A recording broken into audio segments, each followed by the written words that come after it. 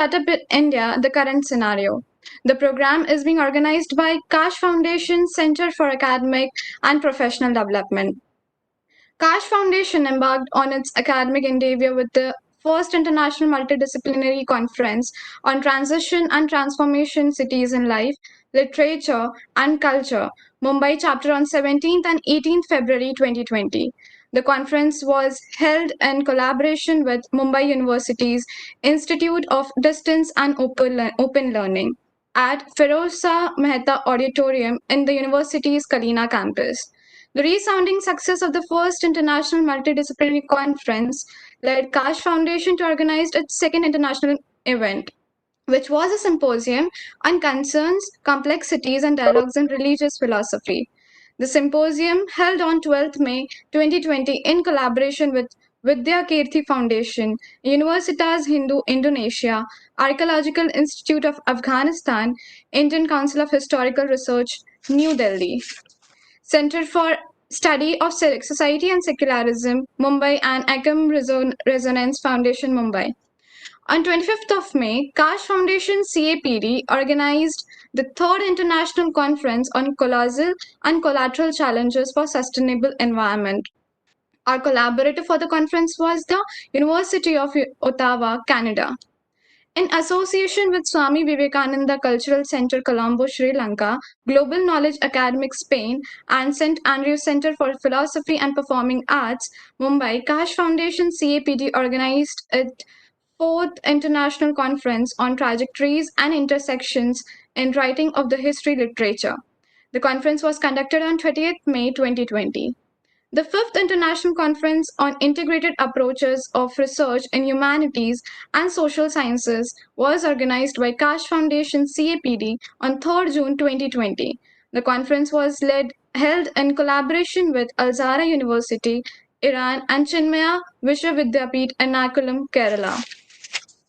Kaash Foundation CAPD also organized the sixth International Conference on Emerging Trends of Research in Art, Aesthetics, and Social Sciences. The conference was held in collaboration with Global Knowledge Academics, Spain, Sagar Ministry, Madhya Pradesh on 8th June 2020. Kaash Foundation's seventh international endeavor was the Chief Executive Officer webinar on strategy to strengthen industry academics collaboration in emerging economy. The webinar was held on 12th June 2020 in collaboration with Mumbai University's Alkesh Dinesh Modi Institute for Financial and Management Studies. Along with this, in order to enhance teaching skills and provide opportunities for academic excellence, to faculty and educational institutions, Kaash Foundation also initiated two international faculty development programs. The first international faculty development program was in research methodology in history was organized from 25th May to 30th May 2020. The second international faculty development program was on pedagogy of teaching history from 3rd August 2020 to 9th August 2020. On behalf of Kaash Foundation, I once again welcome you all to the 8th International Startup Webinar on Startup in India, the current scenario. Now I invite Dr. Afkaash Jadhav, Founder Trustee of Kaash Foundation and Director of CAPD, to give some insights on Kaash Foundation. Thank you, Megha. I once again welcome you all for this 8th international event. We've been organizing series of events for the enhancement, to engage, and also to improvise. Learning is a process, I think, which does not stop, and it keeps on evolving as we grow, for that matter. Kaash Foundation, as an NGO, works on four verticals: E2 and H2, education, environment, health, and heritage. The NGO was established in October 2019. The entire objective and purpose of this NGO is to give back to society, give back selflessly, give back with sincerity, and give back with all the possible dedication. In fact, as we know, nobody has received an award for taking. It is always when we give. So Kaash Foundation, in fact, tries to engage or wants to become the catalyst, wants to become the force, where we try to make perhaps a minor change to our efforts in all these four verticals. These four verticals, in fact, stand as our ethics, principles, as well as the assets which somewhere makes us feel that what we can pass on to the next generation is this. So I once again welcome you all for this webinar, which in fact is a need of ours. Because the students who are graduating now, of course, are looking forward to employment opportunities. And in this uncertain environment where employment, of course, will be a big question mark, what is that we can do? How is that we can give hope and scope to the upcoming graduates or the people who are, of course, going to go into the market as professionals? So we are quite honored to have four stalwarts with us who have proved their mettle in the industry. And I'm sure their expertise will somewhere touch upon the aspects which the youth today is groping with as what next. We have Prasad Menon, we have Karunesh Prasad, we have Maitri, and we have Sanjay Phadke.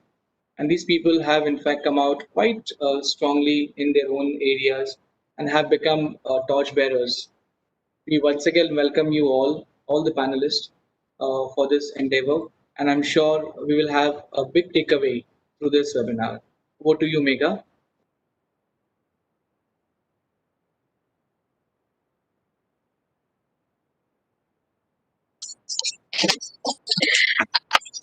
Now, I would like to invite Ms. Kavita Mishra Pandey, Program Coordinator, a co-committee member of Kaash Foundation and IJCCD, to introducing the concept note to us.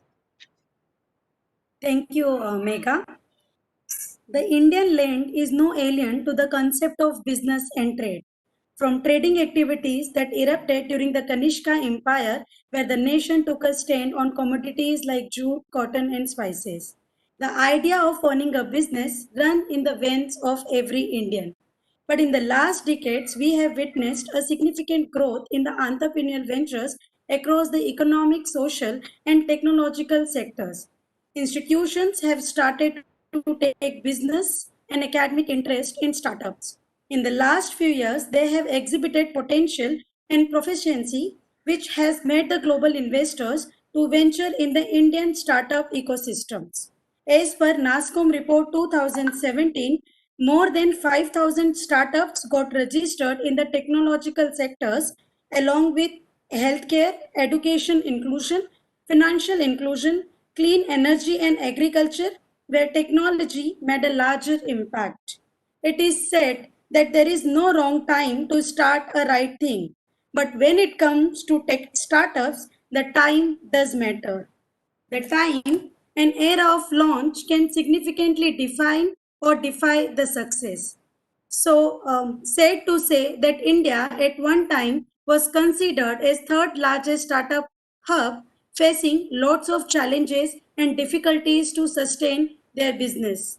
The outbreak of COVID-19 soon shaken their spirits, and many startups reported about liquidity crunch. There is no wrong to say that pandemic has impacted India's startup scenario. Today, in our 8th international webinar, we shall try to explore that how pandemic has impacted startup and their future. What is the ray of hope to millennials or future entrepreneurs? What should be the systematic efforts to be undertaken to be safe and successful in adverse situations, and many more? I'm very thankful to each stalwart speakers of today's session for their time, energy, and enthusiasm.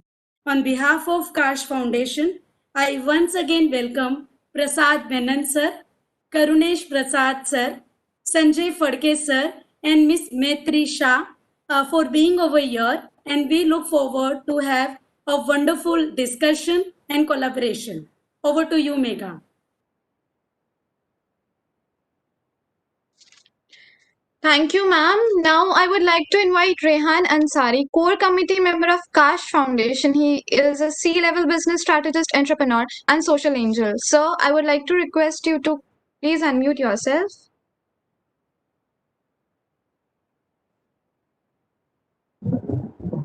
Yeah, Mega, thank you very much. A warm welcome to all of you on behalf of Kaash Foundation. And, we are planning to have a vibrant session today. Uh, and we are having the esteemed, we also welcome our esteemed panel speakers for the day.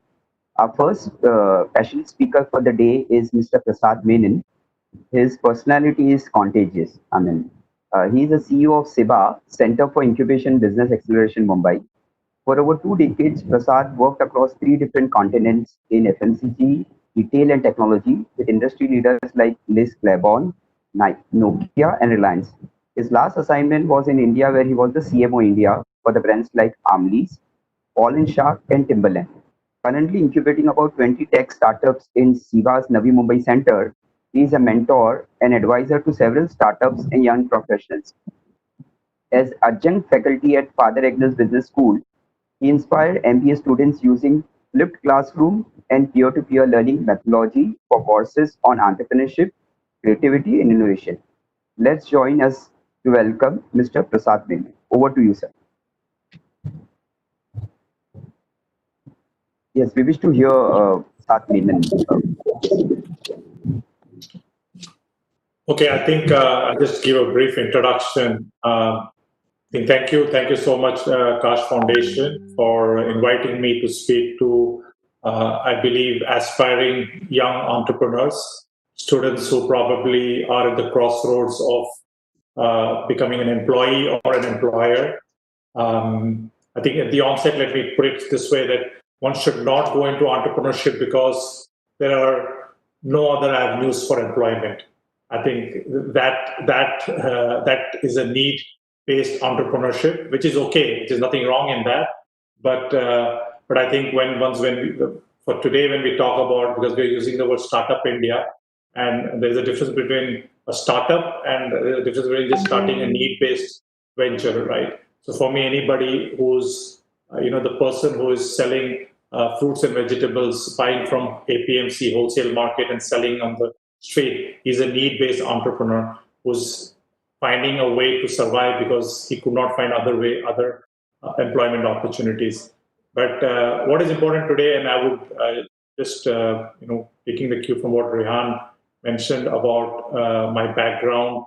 I've been over the past 4 or 5 years been very closely working with students, young minds, and that is what led me to move away from the entire corporate journey with big brands and work with them. The reason being is that what we realized that at the early stage, and I'm talking to the audience who's listening to this right now, if we at that stage, and we call you a seed, right? At that seed stage, if we are able to help you, if we are able to inspire you, then that is the stage where the most important personality traits of entrepreneurship is required. This is the time when all of you need to show resilience, all of you need to show appetite for risk, all those things. And I'm sure we have a great entrepreneur like Maitri here who would definitely share her journey, and you'll see what it takes to be an entrepreneur. Just a little bit about SIBA. SIBA is what they call Center for Incubation and Business Acceleration. This word incubation is a mysterious word, and I think it's important for all the young entrepreneurs to understand. Incubation is basically, you must have heard about this, right? When a child is born premature, then the child is kept in a neonatal incubation care center unit, right? NICU. And the reason is that when the child is born premature, during those first few weeks of the child's development, if you put them in the right environment, then all the organs of the child will grow and respond. And then after 4 weeks, 5 weeks, the child is good enough to come out as a normal baby and will be able to grow and flourish like any other children, right? So that the concept of incubation is the same as for young entrepreneurs and young startups. At the initial stage, all that you need is the environment to handhold you, to give you the support that is required. And during that incubation period, if you get the support, and I would say roughly we talk about anywhere between 12 months to 24 months, if that support is provided, then after 24 months, you are able to call yourself and be out there as a successful venture. So it is. So this topic about Startup India scenario of current scenario, I must just warn and also raise the red flag when to all the young students and young entrepreneurs who are listening to me, that you might have seen a lot of headlines which talk about how startups are bleeding because of the COVID crisis. You must have heard about statistics that have come out which says 70% of startups are either temporarily or permanently closed their operation during the COVID crisis. I think you should not be dismayed or dejected by those kind of headlines, because I'll tell you with my personal experience working with the startups within the CBA and out of CBA ecosystem. Indeed, there are challenges, and those challenges will always be there, whether it is COVID or non-COVID. And just give now, because COVID is there, to give it a name that this crisis is because of COVID or because of the current pandemic would be a little premature, because in your journey of a startup, which is you're setting up a venture which is long term. This is a short episode in that long term journey. I would also say that, and I've repeated that, and I heard somebody saying, and I've repeated it in every forum, that you can't make long-term decision based on short-term statistics. So don't be dismayed by these statistics. I think the journey of entrepreneurship is a long journey, and those who are aspiring to be entrepreneurs, and to be honest, the nation like India needs entrepreneurs, needs young mind to fuel entrepreneurship, because if you have looked at your academic journey, you probably have been going on this conveyor belt where at the end of the journey, success for you is when you get campus placement, right? So if everybody is aspiring to be campus placement, to be employees under campus placement, we also need equal number of, or not, if not equal, at least strong people on the other side who are the employers for that campus placement. So I'm looking forward to this session today, and we will take it as it comes. And I hope those on this webinar post questions, very specific if you would like. Try my best to answer, based on all the information and knowledge and experience that I have. Thank you very much once again, Kaash Foundation, for hosting this webinar, and looking forward to the session for the coming 1 hour. Yeah, Mr. Menon, we got, as you were giving your valuable knowledge, we are getting some questions, in the chat boxes, and people are putting up. What are the challenges the startups are facing now in the current scenario? Can you shed some light onto it, please? I think it is very obvious, whether it is startups or even an established venture. Any business that relies on, I say, feet on the street versus click on the screen. The feet on the street business does get affected. So people who are into travel and tourism, people who are into transportation, right? So those startups have got impacted, definitely. But having said that, if the startups are at a stage of growth and they're pre-revenue, that means their revenues don't get affected, because they were not making revenue anyway, right? So that I'm talking about early stage startups. Those startups who had just started about just on their first traction and getting some revenue into their venture, definitely those startups are impacted, because they were looking at that cash from those first customers to fuel some of their working capital. And that is where I think even the NASSCOM report that came up was talking about that the cash reserves of startup, because they work on they are not, they don't keep cash reserves for a 2-year cycle. They keep cash reserves enough because they're continuously every month their let's say growth curve is unlike any other mature company, which means that today the challenges that they are facing is only cash. How do we manage to maintain the cash in order to have the working capital that is, and working capital, the biggest expense, at least with the tech entrepreneurs, the biggest expense is employee cost, salaries to be paid. And there, of course, many of the startups have taken salary cuts.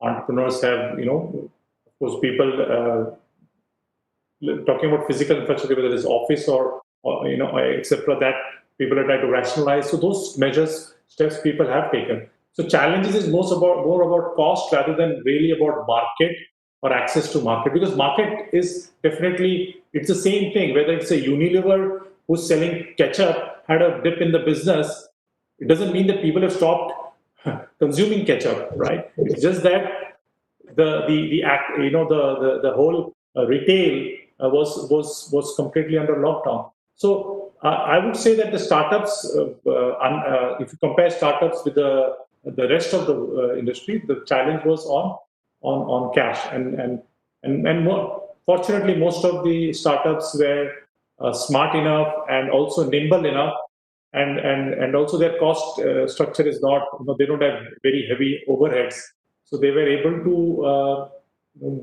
kind of bite the bullet, keep your head low, and conserve cash as much as possible.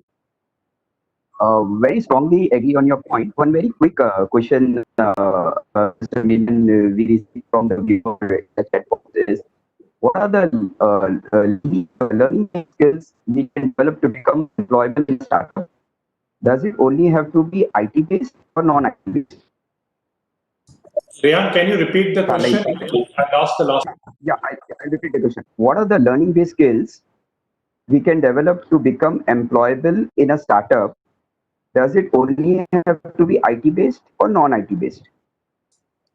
Okay, so if I understood your question correctly, you're saying maybe some of the students are asking, what are the skills that one needs to have in order to become employable for a startup, right? Sure. Right. Yeah. Okay. So, again, today most of the startups are on the back of technology. Why they use the word startup? Because technology allows them to scale faster than if it is a non-technology based startup, right? Because technology allows you to reach from 100 users to 100,000 users on the back of technology in a quick sphere of maybe 12 months. But to get from 100 customers to 100,000 customers on a non-technology platform, the journey is much longer.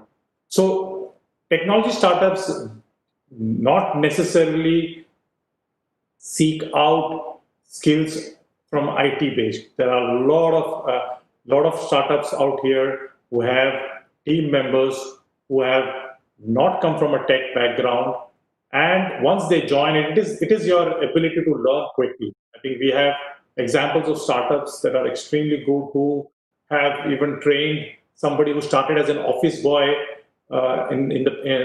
came in as an office boy helping the startup, the young founders, and now the person is developing apps on the iOS platform, right? So it's just the ability to learn, right? I think there is no specific skill. Of course, for certain functional roles like product developers, UI UX expert, etc., that is a good skill to have. But having said that, most importantly is your ability to learn. We have founders who had no knowledge of any of the languages, programming languages, and over the period of their own product development learned Python and created created the product for their own startup. So it is got your major chunk of the response what we would be looking for. Thank you very much. Secondly, at the end of all the panel speakers will try to have an open house wherein again we'll try to address the Q&A with all the esteemed panel speakers. Thank you very much, Mr. Prasad Menon, for your enlightened knowledge and sharing your precious advices with us. We'll again come back to you. For the day, we are having a second energetic speaker for the day is Mr. Karunesh Prasad, who is joining us from Singapore. Karunesh is a change management professional and a founder of Change et al. At Change et al., Karunesh created a new framework on change management combining people, process, culture, known as 4A model of change. This is very interesting, sir. Prior to this, Karunesh spent 15 years with GE working in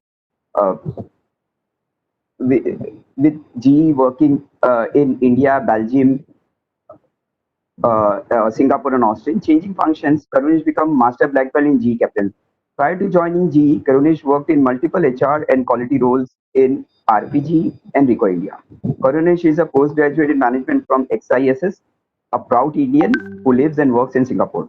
Let's join hands to welcome Mr. Karunesh Prasad. Sir, please enlighten with your knowledge with the viewers. Thank you.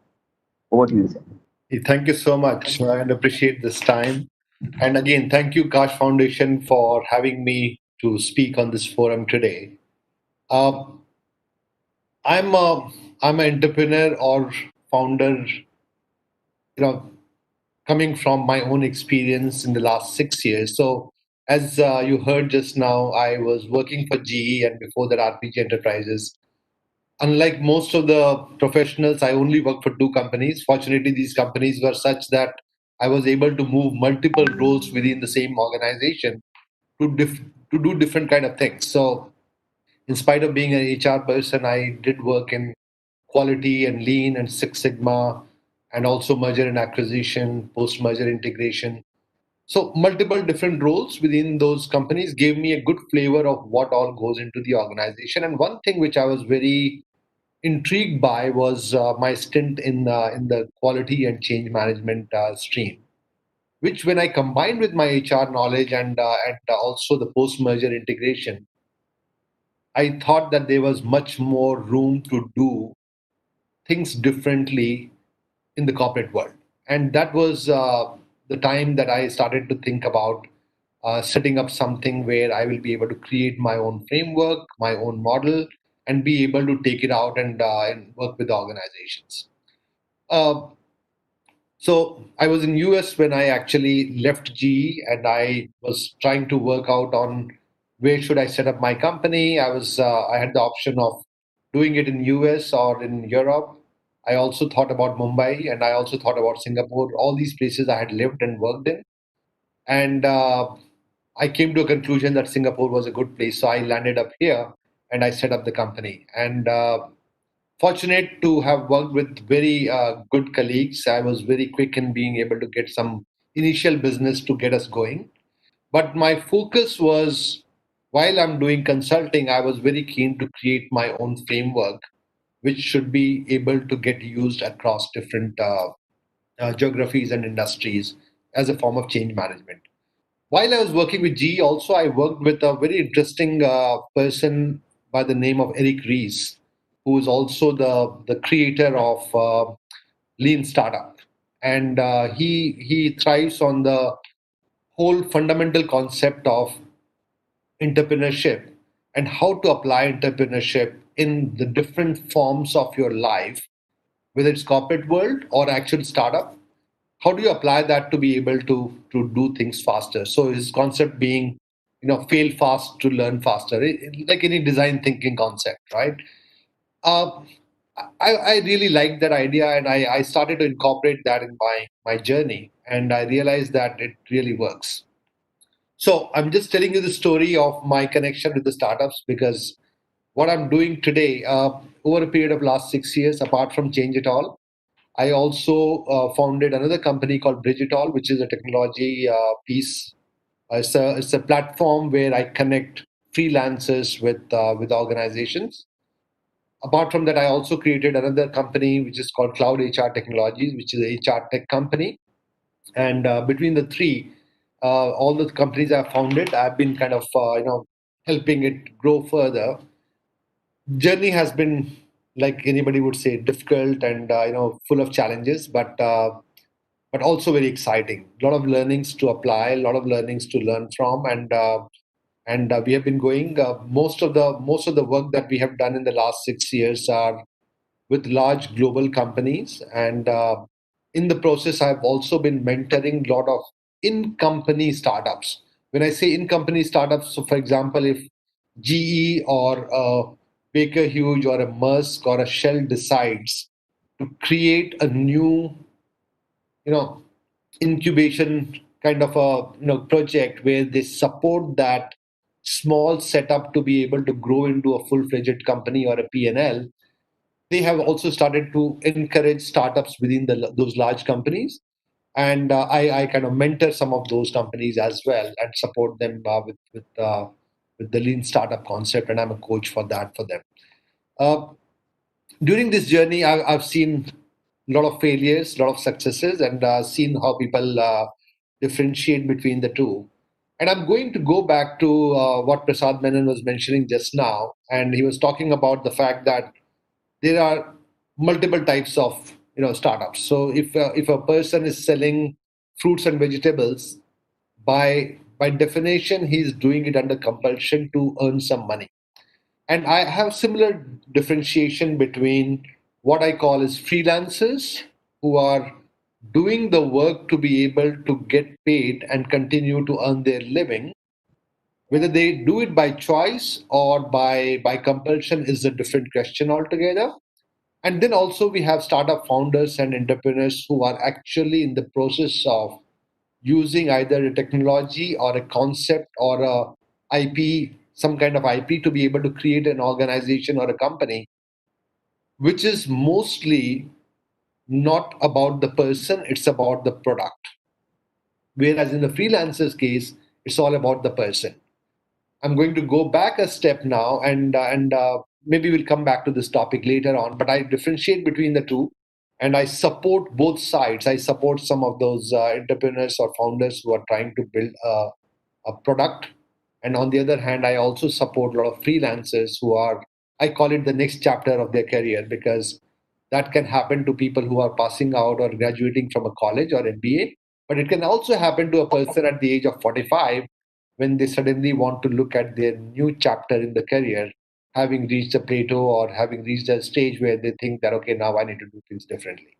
So, with that concept together, is what I've been working on in the last 6 years. Happy to be here. I'll be happy to come back again and talk about some of the things and elaborate on that or answer questions as we go into this conversation. Is that okay, Rehan? Yeah, thank you very much, Mr. Karunesh Prasad, for your enlightening knowledge. The great excitement is that there's a lot of questions been posted up in our chat boxes, and people are very eager and excited to hear a lot of things from the expert panel. We are grateful that we had heard very patiently to Mr. Prasad Menon and Mr. Karunesh Prasad. And going forward, what we are planning to do is that, as we might run short of time, and we are more focused on posing the question which viewers are putting up in the chat boxes. For that, what we will do is that we'll request the other two speakers to finish their sharing, and then we will take up all the questions in one stroke in an open house. So it will be more faster, easier, because we have to respect time of our esteemed panel speakers, as well as we have to also respect the time of our viewers who had blocked 1:30 to 11:30 to 1 p.m. We have a knowledge sharing session with us. So with that regard, I wish to invite our third business speaker for the day, Mr. Sanjay Phadke. He is the most experienced corporate professional. He is the executive vice president and head global. He is the EVP and head global platforms. Mr. Sanjay Phadke is an FI business Vayana Network Pune. Sanjay brings in 20 years of solid experience in banking and financial services with a focus on structured credit and principal investments. This includes his role with global leaders like JP Morgan and HSBC and leading financial firms like Edelweiss, ICICI, and IDFC. Sanjay is an engineer and an MBA from Jamal Bajaj Institute of Management Studies, and he is an alumnus of Wharton Business School. An avid trekker, Sanjay loves outdoor activities and passionate about technology. So I wish to invite on behalf of Kaash Foundation to enlighten our viewers with his valuable thoughts. Over to you, Sanjay. Thank you, Rehan. And thank you so much, Kaash Foundation, for inviting me here. And thanks for that wonderful introduction. It was very generous. I know we want to spend more time with the questions, so I'm going to keep my thing really, really short. I'm not going to go into my story at all right now. I just want to make 3 quick points which might be useful for getting more questions and have more meaningful interaction with reference to entrepreneurship. So first is that, point one, yesterday, I don't know how many of you came across a news headline which said that Apple has reached $2 trillion in terms of market capitalization. What that means is that Apple's market cap, or the value of one company, single company, is probably comparable to the whole of India, right? Indian GDP is roughly of the same order, more than that, little more than that. So we are essentially talking about one company being as valuable as one whole country of 130 crore, 1.3 billion people, right? Why does that happen? Because of technology. So whether we like it or not, my first point is that being digital is no longer only about being cool. Being digital in the world of COVID that we are right now is vital. It is not an option. It is something that everybody has to learn, and more so the entrepreneurs. Of course, you need a feet on street, and you need the customer acquisition, and you need services and everything else, but you got to be digital. There is no option going forward. So that's kind of point number one. Point number two is, specifically looking at us here in India, again, a huge nation, glorious history, but where we are today, I think is not one of the most developed nations right now.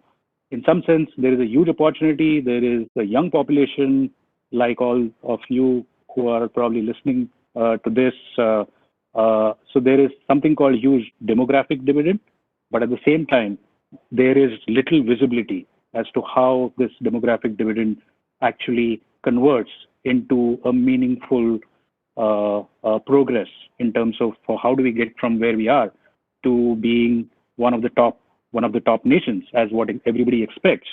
Many commentators expect, but it's not guaranteed.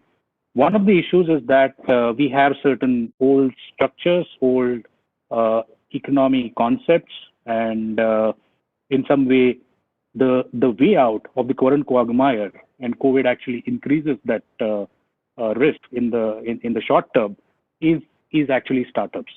So the way we can grow as a country is actually to break out of our current issues, and not just COVID time, but before that as well, is actually through many more startups. So if you look at the countries around the world which have prospered, there are typically two types of countries. One is which have extensive startup ecosystem. One would put Israel, US, especially the West Coast, in that category. And then there are some which are sort of government-oriented kind of ecosystems, and you would kind of put South Korea, China now in that. I think in India we have probably a good combination. So we may not have the largest companies. We obviously have some large companies in the world from India, but there is a scope for a lot many more. And what we look at in terms of startups is an opportunity, and it's actually a responsibility in some sense. So all of us actually should be setting up many more startups, which should become big, which should hire lots of people, which should become global, and which should take our country to its rightful place. So that's my point number two. Point number three is when we think about a startup, right? What kind of startup should we look at, or what kind of startup should we join? I think there are three things one should look at. One is do what you are good at. So, obviously you need to have a differentiated skill. You need to be better than everybody else, potentially better than the best in the world, to be able to bring that skills to make a global company and a global startup becoming a global company. Two, most critical, it has to be something that you like. So being passionate about what you do is absolutely critical, because startup journey is not simple at all. It's lots of ups and downs, and we look at Apple, which is obviously, as I just said, the largest company in the world now. Its journey has been all but ups and downs, and its famous founder, who's himself kicked off from his own company at one time. So the only way one can actually sustain this entire, cycle of pain and pleasure is because one is interested in it very, very deeply, there is a connection at some level. So that's the second part. And obviously, the third part is, it should be something that people are willing to pay. So I may like something very, very deeply. It may be that I'm the best at it, but maybe that skill or that particular product or that particular theme for the startup has no value in the current construct in the broad scheme of things. So this is kind of similar to what the approach that was put up called Ikigai. Do what, there are these 3 or 4 quadrants, and intersection of that brings the most value for the individual, for his group, for the company, and for the nation as a whole. So with those 3 quick points, let me stop here and hand it back to you. Thank you.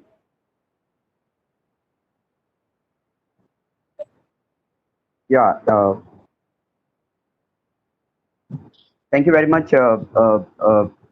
Sanjay Farke, for your valuable insights. And we missed out your 4A model of it's a 4A model of change. Nevertheless, that in the open session, if you get some time or next time, we wish to hear it in detail. What exactly? It's a combination of people, process, and culture. It's a very excited concept, and wish to hear you again, sir. As we said, like we will have an open house because a lot of questions been posted by our viewers because people are highly excited with your valuable input from right, Mr. Prasad Menon to Mr. Padke and to Karunesh. We'll jump on to our last speaker for the day, and she is one of the most learned speaker. Her name is Miss Maitri Shah. Her enthusiasm is non-stoppable. She is the founder and chief enthusiasm officer, minus at Mumbai. Maitri scored a whooping 95% in SSC exam. She graduated in computer engineering from prestigious KG Somaya College. Most importantly, she was recognized as a young changemaker by Dr. APG Kalam at IIT Bombay while she was still an engineering student. Currently, Maitri is pursuing her online master's in computer science from Georgia Institute of Technology, USA. She has formed and successfully running a tech startup by the name Mine Assets. Recently, Mine Assets was awarded as an outstanding social impact startup by Somaya University. Maitri runs a successful startup offering skill training and employment to those who are differently able. Her empowerment mantra is that I don't wear my disability like a plaster. I wear it like a sweatband. So let's join hand to welcome Miss Maitri Shah. Maitri, over to you, please. Thank you for such a humbling introduction, and thank you for having me here at the Kaash Foundation. First of all, I would like to start by telling that I'm feeling too undeserving to be on this panel because the other guests have more years of experience than my age. So I don't know what I'm going to talk about, but probably the audience and the students might be able to relate to me more for my age. Um, and I don't have a really big story about my entrepreneurship journey, but I would just like to be short and tell you that, like any other engineer, uh, I had appeared for my final year placement in college, and I almost got a job, but the HR of the company came and informed me that they don't have provisions to hire people with disabilities. And that was a trigger for me to think about other people with disabilities in India and how do they work and what are their means to be financially independent. And so I did some research and the figures were really alarming. In India, there are more than 150 million people with disabilities, and out of which 70 million are in the employable demographic. But the bitter truth is that 98% of them remain unemployed. And what does a just graduate, unemployed computer engineer do? The most basic thing is to build a website. So I thought, well, this is a good idea. I just build a job portal where people with disabilities who want a job can post their resumes, and the companies who are willing to hire can get profiles. But little did I know that this was just the tip of the iceberg. There are a lot of other social, economic, cultural factors which have resulted into this huge problem. So that's where my journey started. I would like to tell my audience that I never aspired to be an entrepreneur. I was more into doing research and all of that. So, and I never thought I was an entrepreneur material because I was an introvert.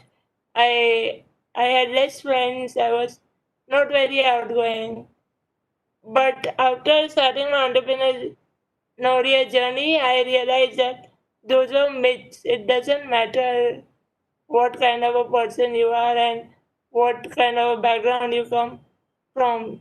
It's just your perseverance which can take you forward.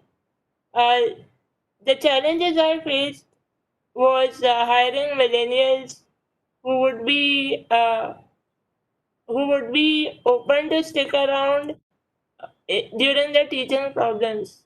A lot of my friends initially they thought of joining me, but there are a lot of parental pressure to start earning as soon as they graduate, and those were some challenges which I faced to build a team.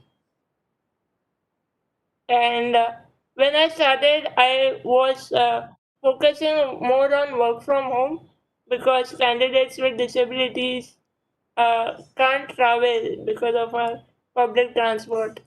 But in back in those days, 3 years back, companies were not as open for work from home as they are now with COVID.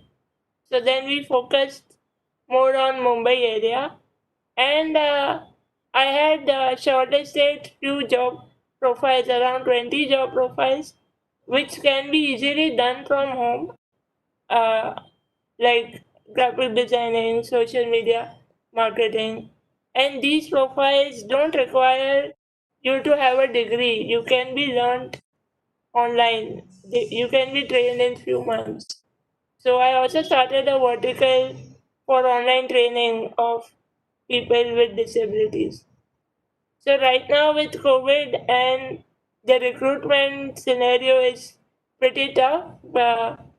My company has been focusing more on upskilling and training of people with disabilities. Yeah, that's been my journey so far. Thank you.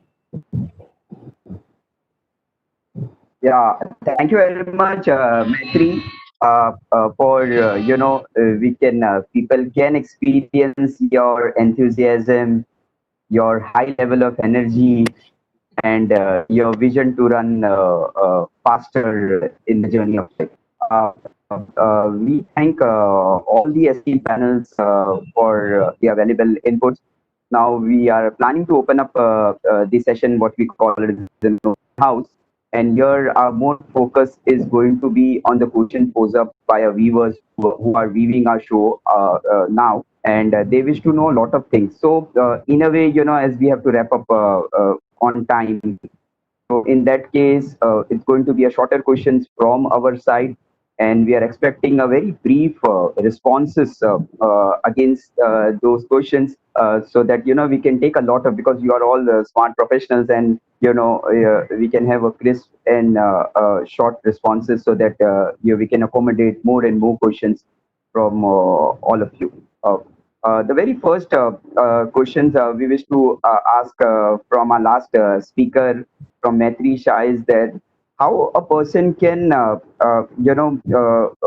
build passion and enthusiasm in oneself. Maitri. Well, one of my mentors told me the definition of entrepreneurship is antarprerna. So it has to come from within. It can't be imposed. Uh, you need to be self-aware and you need to know what you really are passionate about because entrepreneur journey is not as fancy yet as it looks on media. I mean, I give this example that media really talks about how much funding a startup has got. That is like, telling an artist that you got the paint and the brush, but the real one is how you make a painting out of it. So, yeah, that's Yeah, what. great. Yeah, great, Maitri. Great thoughts. I mean, we left our esteemed speaker, Mr. Prasad Meman, as he was the first speaker for the day, and we haven't heard him for some time. And we wish to start the open house with his great self. Sir, a question for you, a viewer has put up is foreseeing the employment issue, how can the youngsters be motivated towards startup with minimum finances and infrastructure? So it's a limitation, minimum finances and infrastructure. I'll repeat, foresee the employment issues. How can the youngsters be motivated towards startup with minimum finances and infrastructure? So how can the youngster be motivated to join a startup or to start a startup? Yeah, to start a startup with minimum finance and infrastructure. See, I think that is again what Maitri said. When you're self-aware, and if you take Maitri's example also, it is not about it's the whole notion of that I need finance first, right? It doesn't start from there. It starts from opportunity entrepreneurs are people who want to solve genuine problems that they see, and they can solve it in a way better than anyone else in the market. That is where the starting point is. That is where it starts from. So there are a lot of entrepreneurs who have started. So once you have a problem that you've identified and a solution that is better than what's out there in the market, the finances part will come. There are people who are if you talk about people who have given up their jobs to start something. So if I'm giving up a job with 30,000 rupees per month salary and starting an entrepreneurial journey, I'm already investing 30,000 rupees. That is an investment I make, right? So you already financed yourself into the venture. So I think the deterrent for anybody to take entrepreneurship cannot be that I need infrastructure and finance. It has to start. Are you solving a problem? Are you an opportunity entrepreneur? Do you find, are you developing a product to solve a problem whose solutions existing in the market are not adequate or frustrating for the customer?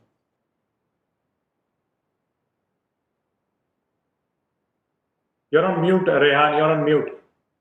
Sorry. We are having the great, I mean, I heard, and even the viewers heard, we appreciate your valuable inputs on it. We are having the other two stalwarts, Mr. Karunesh Prasad, Mr. Sanjay Phadke. This question we wish to put it up to Mr. Sanjay Phadke is by Mr. Akshay Chavan. He is one of our viewer who has posted up a question. Sir, could you throw some light on how to manage and structure the supply chain management in the right way in retail and subscription-based services?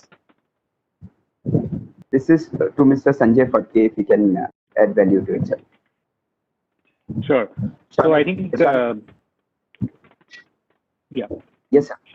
So, supply chain management, obviously, it's a very, very critical area for practically every, not just startup, but even the largest of the company, right? Because that's where the overall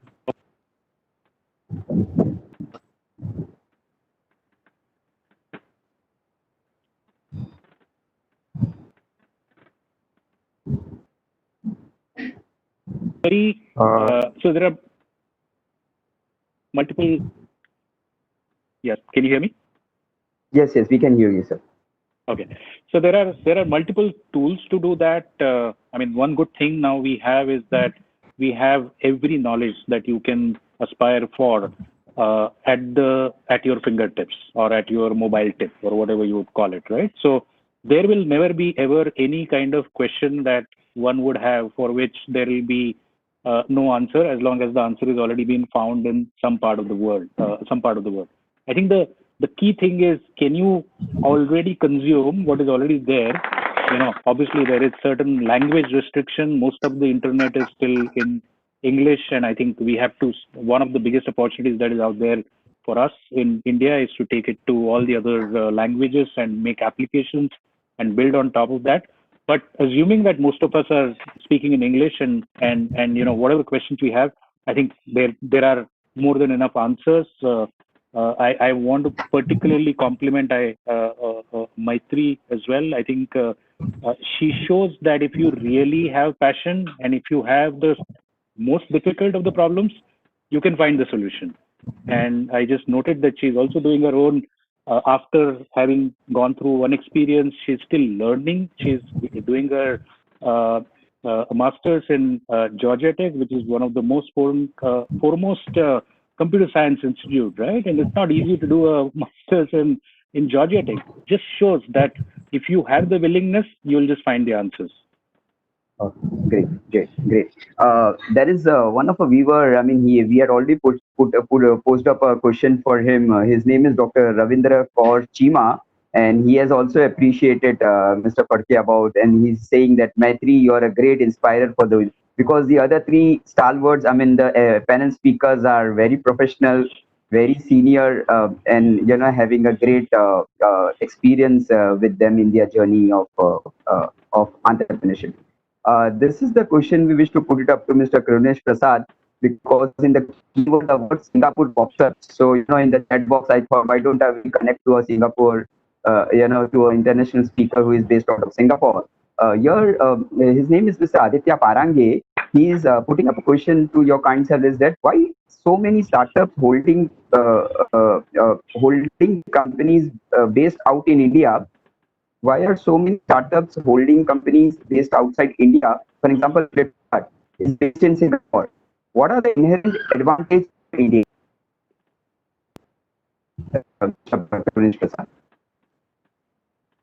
Yeah. So these are the companies who are based out of the country. Yeah. So what are the inherent advantages over India? Sure. So I think we heard both Prasad Menon and also Sanjay talking about this. That was about the ecosystem, the country's ecosystem. Right. And we were talking about the fact that countries like Israel or even Western, the California or the Valley-based startups have been given the support to be able to develop faster. Singapore will fall into similar category. In Singapore, ecosystem for startups is considered to be very good. Just to give you an example, when I was setting up my company, I literally did it in a matter of few minutes. So it is an online process. I go, apply. They only check if that company has been taken by somebody, and or the name has been taken by somebody. If that is not the consideration, and I can start that with a very small, seed or a contribution. So that's one part. The second part is the market. India by itself is a big market, but still I think the ecosystem is developing and continuously building up. A lot of companies from Singapore are looking at not only one market. Singapore is small country, is small city, I would say. It doesn't have its own market. The market is actually the entire world or the whole of Asia. And that's why also the companies are trying to look at some of these locations to be able to get based. There are other advantages of simple process, funding. There are advantages of the government tax support. Startups are given a lot of support. So putting together all those things, I would call it the ecosystem of some of these countries, which are actually attracting a lot of entrepreneurs. Even if you look at Israel, many of the Israel-based companies are also setting up parallel headquarters in California. Why? Because while the ecosystem is very good, they are also looking at US market to capture, and they are doing dual kind of headquarters system. And that's what I would say is the reason for many companies to go after these locations. Thank you very much.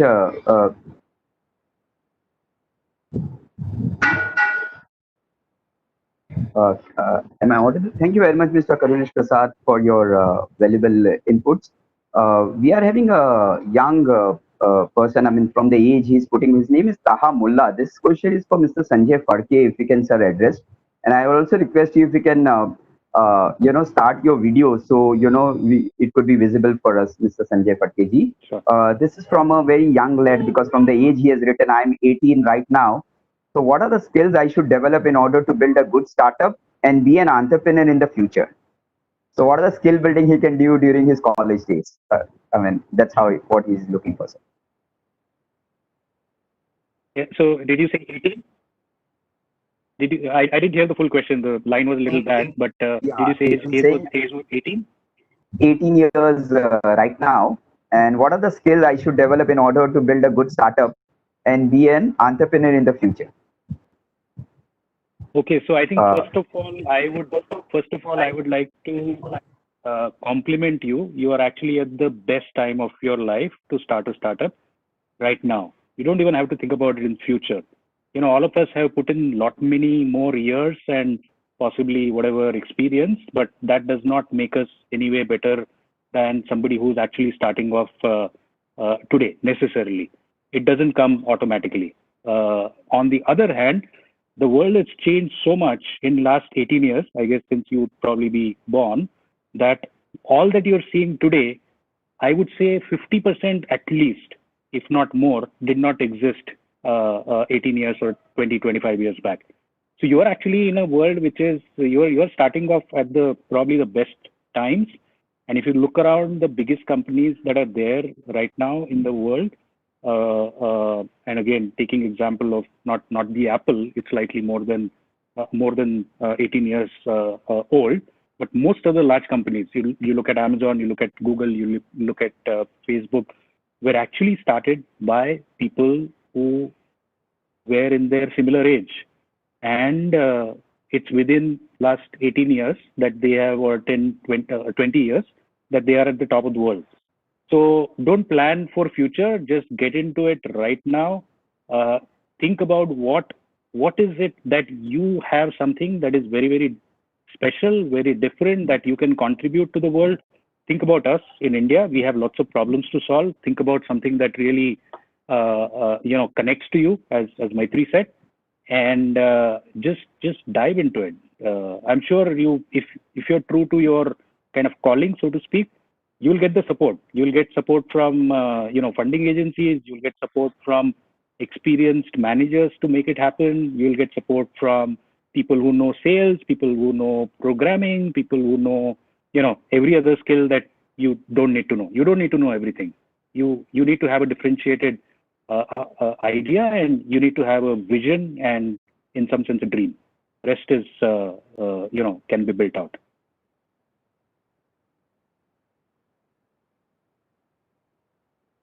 Sorry, I can't hear Rehan. You're on mute. Yeah, thank you very much, Mr. Sanjay Phadke, for your kind inputs.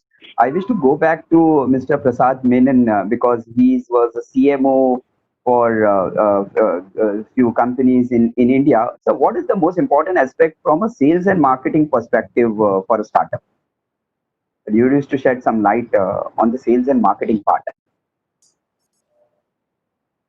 I think we don't, for a startup, when you talk about sales and marketing, I think there is a whole journey out there. You can only market or something that once you've built something.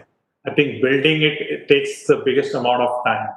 I think, like Maitri said, she has identified a target segment of 70 million customers, right? And from that 70 million, 98% of them are unemployed. And like you said, most of them are graduates and employable, but haven't got the opportunity. Now, for her to do a sales and marketing, it's very simple because she's identified the target segment. She has to just reach out. But her problem is not to reach out to the community. It is to build and get the other side, right? The employers on board, right? So for her, the challenge is not from this side, but from the other side.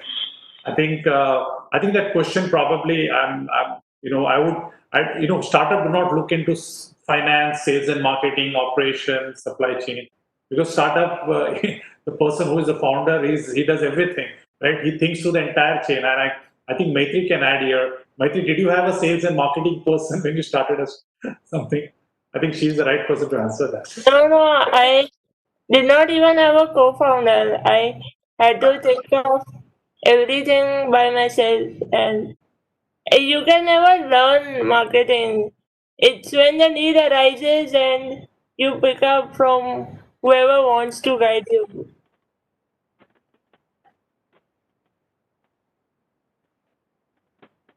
On silence. Rian, you're on mute. Said that you are not having a co-founder. So while you were studying, getting a knowledge about entrepreneurship, so what do you feel? There should be a co-founder or not? There should be a solo founder. There should be a co-founder. I think having a co-founder, maybe not for skills, but to divide the pressure. I mean, it's always good to have someone with whom you can discuss and, just to release the pressure. And at the end of it all, to laugh about it. Okay, great, Maitri. I wish to go back to Mr. Sanjay Padke and Mr. Karunesh Prasad, as we are having short time left with us to wind up the session. Sir, I mean, you can decide who sir wish to pick up the question. I mean, there is one viewer. His name is Mr. Shinde. Akshay Shinde. He has put up a question asking for what's the difference between a technology startup versus a manufacturing startup. Either Mr. Sanjay Padke or Karunesh Prasad can address. This question to us, please. What is the difference between a technology startup versus a manufacturing startup? I'll let Sanjay take that. Okay, I can take a stab and then you can add to it. I guess, Karunesh. Sure. To my mind, actually, Akshay, there is no longer any company which is not a technology company. So even if you have a manufacturing company or a manufacturing startup, you would have to have technology in it. There won't be a manufacturing startup in future, I think, which is also not parallelly a technology startup. So take an example of Tesla, which is one of the biggest manufacturing startup that you can think of today, right? Over the last 7, 8, 10 years. While it is an amazing manufacturing technology that they developed, they basically created a car from scratch for the first time after 30s or 40s, building it in a completely different way. But what is really, really different about them, apart from their manufacturing startup, is also that their technology is way, way, way superior.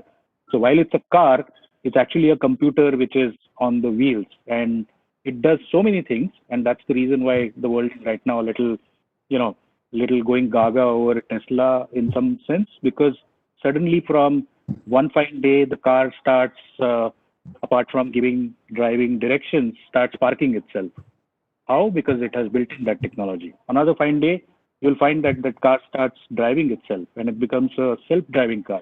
How? Because it was always technology infused with manufacturing. So I think we have to start getting out of this mindset of whether it's retail, whether it's manufacturing, whether it's services or whatever. Those are all different sort of domains or categories, but technology is in some sense a horizontal category which is part of every other category, I would say. So, yeah, Karunesh, if you want to add it. No, exactly. I would have said the same thing, that IT is more an enabler into everything that we are doing today. So if I talk about manufacturing or I talk about actual production, think about the online learning center. They also have some manufacturing happening somewhere in the form of content design, right? So enabling the whole thing, whole chain is actually IT or technology driven. And today, I think there's no company, like Sanjay said rightly, no company is without technology. Even what I'm doing in consulting work, if I'm not touching the technology piece, we are not able to get where we want to get. So completely agree with you, Sanjay. And thanks for explaining it in a simpler way like this. Thank you. Great.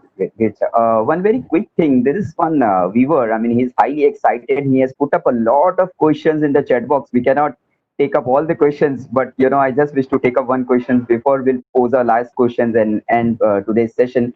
And this could be an open question for anyone who wish to take it up. His name is Mr. Aditya Parange, and he has put up a question. After the recent corporate tax reduction last year, has this scenario changed? After the recent corporate tax reduction last year, has this scenario changed?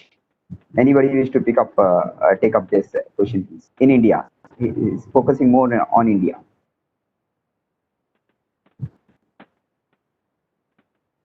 I wouldn't be able to answer. Maybe just a general comment, since it's a general question from me. Yes, sir. Yeah, so I think the corporate tax reduction has obviously been very, very useful, and I think that's part of a trend that we see across the world. US also reduced tax rates last year. I think the idea is to get a lot more investment going, but putting investment into new assets and new enterprises and new projects is a long time cycle. So it's not like a switch that you turn off or on based on which you suddenly will have a huge amount of activity. But I think it will generate definitely a lot more activity going forward. While the tax rate change happened last year, I think we've kind of been disrupted big time by COVID this year. So that may have set back some of the benefits that may have otherwise accrued. But from the long-term perspective, it will definitely see positive improvement in the overall scheme of things with the tax cut. Great, sir. This question is specifically to Mr. Krunish Prasad, if you can add value to it. As the today's topic is startups in India, current scenario. So now, currently and post-lockdown, as lockdown is here in India, it's across the world. I mean, partial lockdown which is going on across the world. Is which sector is going to be the hot pick, from the funding point of view? Anything you wish to shed light onto it? Which sector will get more funds post-lockdown? It's going to be e-commerce, it's going to be retailing, it's going to be tech. Wish to shed any light onto it? Or Mr. Patki or Mr. Menon wish to add on to it? I mean, now we are open for it. I'll let Prasad Menon take this question. He is the one with the check. So let him take this. Where would he like to invest? I can say that overall, what has come out right now, the hottest sector is a SaaS platform. So right now SaaS, B2B SaaS platforms are the ones that are getting the most attention of venture capitalists and PEs. So it's more about that than, and of course, there are multiple in our country. There are multiple problems. So that is based on what is it right now. But tomorrow the scene may change. But short answer to that is any startup that is building a SaaS platform. That's the hot new kid on the block. Yeah. Great, sir. And then again, I would add one more thing to the same thing which Prasad said earlier also, that in a longer journey, the COVID timing of few months is not going to impact that what people will fund and not fund. It has actually generated a very new working now, and a lot of startups have come up trying to move online and do digital work, which they were doing by being present in the premises of different customers. I think there's a new wave coming in by itself, and that will certainly get more support also. Okay, great. Sir, one last question before we receive from the viewer, before we'll wind up for the day, and before doing it, we wish to have one-liner advices from you before I jump onto it. One last question, it's open for anyone. We get a lot of, if we are talking of India, we get a lot of youths. So here the biggest problem is educated unemployment in India. And now education is a factory. Education institutes are the factories where the youth comes out and then they will get employed across the sector. So how educational institutions can create the culture of entrepreneurship among the students? So we are having this entrepreneurship cells and incubation centers. What else would you suggest the educational institutes should focus on? It's an open question to any one of you who wish to pick it up before we end the sessions. if you don't mind me answering that, I mean, I work with a lot of graduating students, and also we ran a program called Super Interns program last month, which was basically focused on internship for MBA students who could not actually get internship from the companies at this difficult time. I think universities start to think about the employability and entrepreneurship as a topic by itself, or a goal by itself, while doing the education also. Because if they don't do that, then we are teaching theories which are not going to actually get applied while people look for jobs. So, for example, if MBA institutions are looking at employability as one of the KPI for themselves, then they'll do very different type of teaching. They'll do very different type of inputs for the students. Similarly, if they also add one more criteria of entrepreneurship as a subject, because we don't teach that. We just expect people to know management, which is about managing people. It's not about entrepreneurship. And you can hear from Matri, you can hear from me, and I'm sure many others who will tell you that entrepreneurship journey is entirely different from what all read in the books. And it has evolved also a lot. And if the students are not taught that, they will be making mistakes. The best thing is to learn from other people's mistakes than making your own mistakes. And I would say that's what universities need to teach to be able to actually get people going in that front. Great, my take. Great, sir. Great, sir. We are just having very short time left, and we wish to end the session. Before ending it up, because there are a lot of questions been posed up, it was a very enlightening session, and I believe it's your life's journey which all the panel speakers have shared with us, and we got a lot of questions from the viewers, and we are unable to address all the questions. So, I mean, we might internally discuss. Kaash Foundation might come up with a version 2 of this session, so that we can address the balance questions in upcoming sessions. So, before we end the session, first of all, I wish to thank everyone on behalf of Kaash Foundation for you all to take off your precious time and engage with us and engage with the viewers and sharing your invaluable input. But before we end, all of you, we request your kind services to just share your one-liner advice. So it could be in 30 seconds, it could be in 1 minute. So then we can wind up the session. So starting with the first person first, who was the today's first speaker, is Mr. Prasad Menon. Your one-liner in next 30 seconds to a 1 minute's time, sir, please. So I'll just say, and I'll take the cue from the last question. If education institutes want to promote entrepreneurship in our Indian education system, do orientation for parents. If you do orientation for parents, then the students' entrepreneurship will thrive.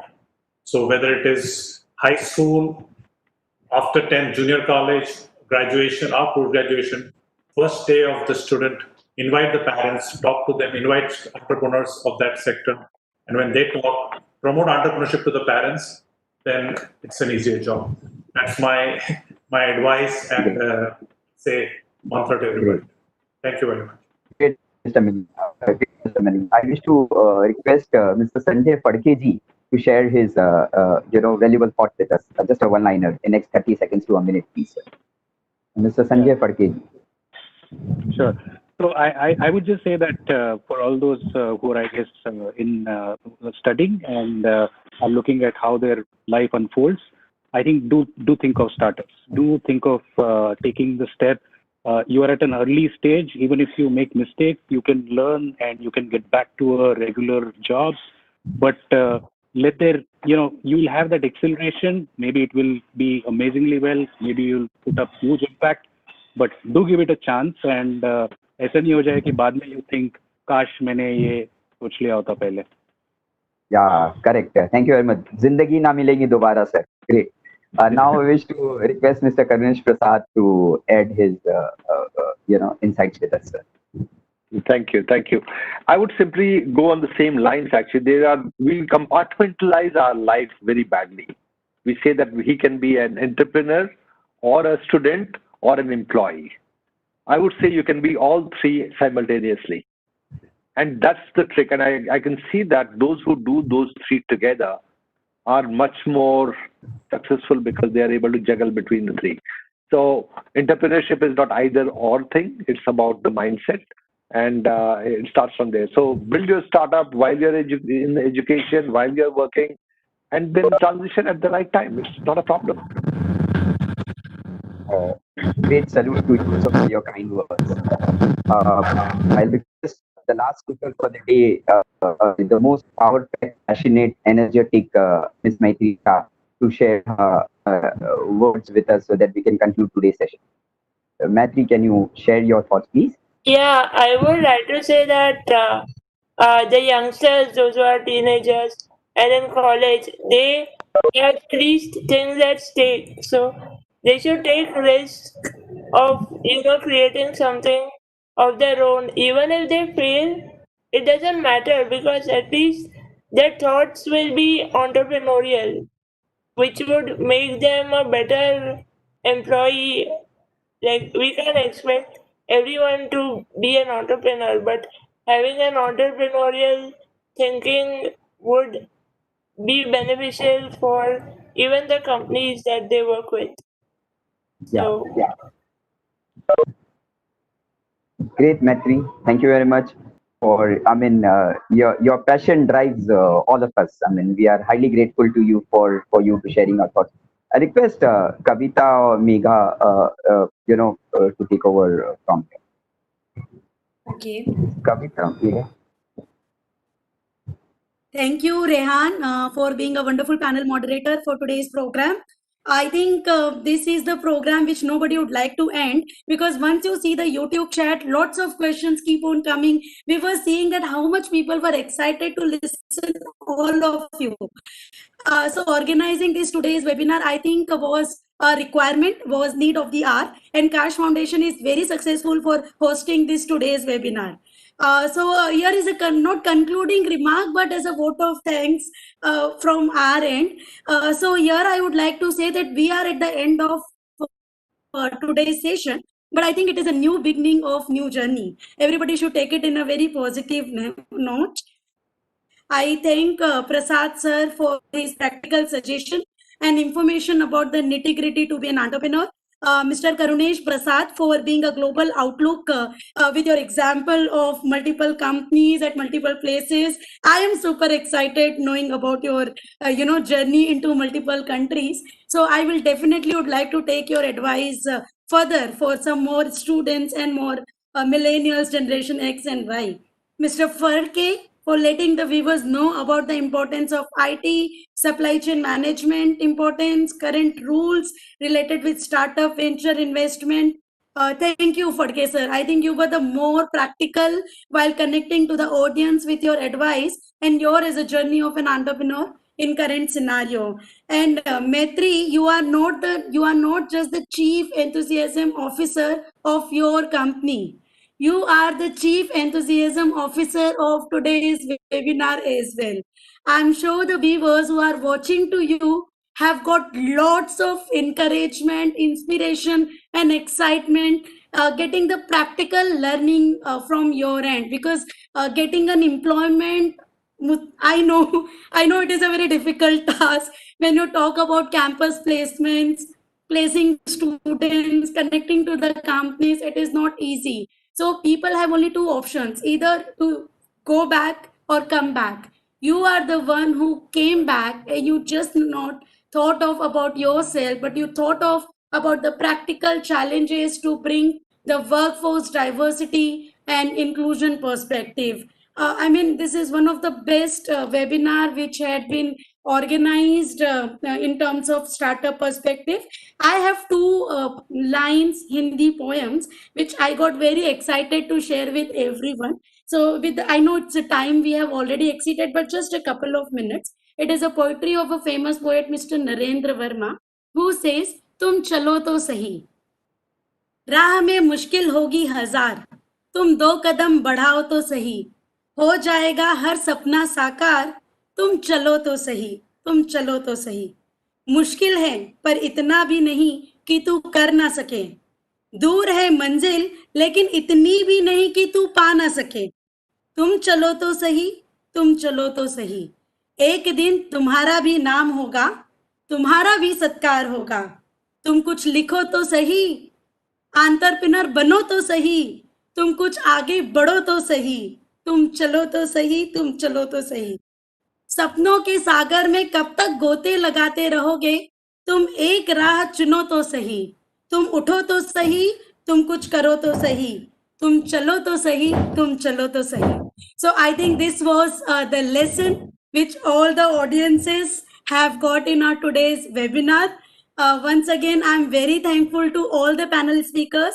I'm also very thankful to Dr. Jadhav, the founder and trustee of Kaash Foundation, for giving his endless support and encouragement to organize the program.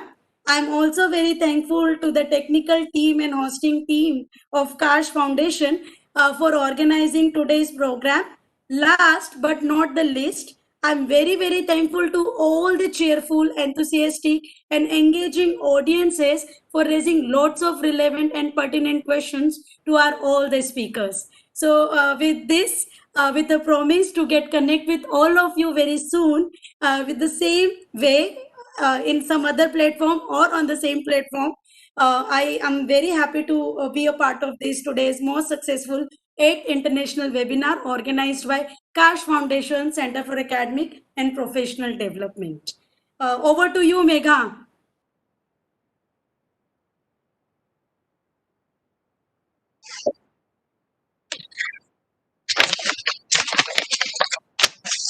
Thank you so much, ma'am. Now we would like to thank to all the speakers for the day. To all the viewers, feedback form is in the description. For more information and to know about our upcoming webinars, stay tuned with us. Follow us on Instagram, Facebook, and visit our website www.kashfoundation.org. Myself, Megha Patel, team member of Kaash Foundation, signing off.